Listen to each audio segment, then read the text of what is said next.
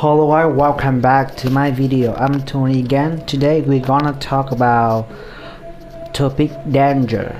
Read. Danger is everywhere. It's all around us. That's what I've decided. I thought about danger the other day and decided we live in dangerous world. Even our house is full of danger. There are many chemicals in our cosmetics, cleaners, fridge, computers that are not good for us. The electric wiring could go wrong and electrocute us. We couldn't fall down the stairs or sleep on the kitchen floor.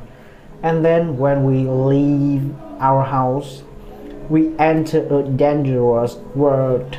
Cars traveling at speed, people holding cigarettes, construction workers with heavy objects above our heads. All of the things present danger. Just turn on the news or open a local paper to see how much danger they. I think I'll stay in bed today. Thank you for watching. This is my video today. See you next time. Bye bye.